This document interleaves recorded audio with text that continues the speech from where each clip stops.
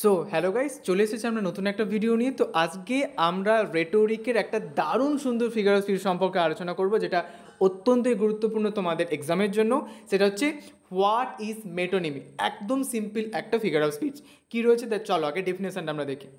By metonymy the name of one thing is substituted with that of other with which it has a certain relation।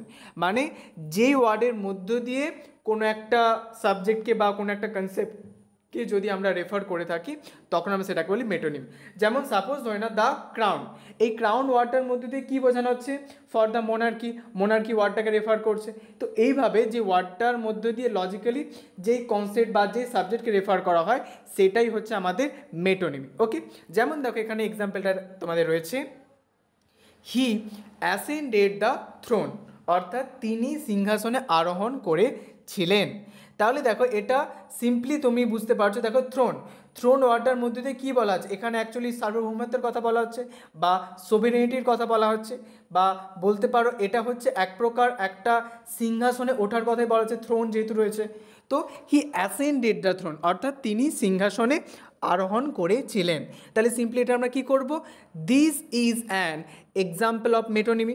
তারপর দেখো আমরা এখানে ডেফিনেশনটা লিখব যে by metonymy the name of one thing is substituted with that of other with which it has a certain relation. Okay, এরপর দেখো আমরা এক্সপ্রেশনটা লিখবো। দেখো এখানে রয়েছে, here throne is the symbol of sovereignty, it is a case of symbol or sign for the thing symbolised. তাহলে দেখো থ্রোন ওয়ার্ডের মধ্যে দিয়ে এখানে সোভেরেনিটির কথা বলা হচ্ছে, অর্থাৎ সার্বভৌমত্বের কথা বলা হচ্ছে।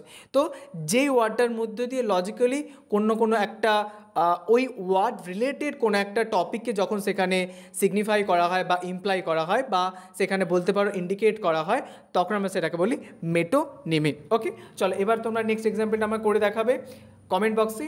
হি ওয়াজ রেজ টু দ্য বেঞ্চ। ওকে, তাড়াতাড়ি তোমরা করে দেখাও, এবং কারো যদি কোথাও কোনো বুঝতে অসুবিধা অবশ্যই আমাকে সেটা কমেন্টে তোমরা জানাবে।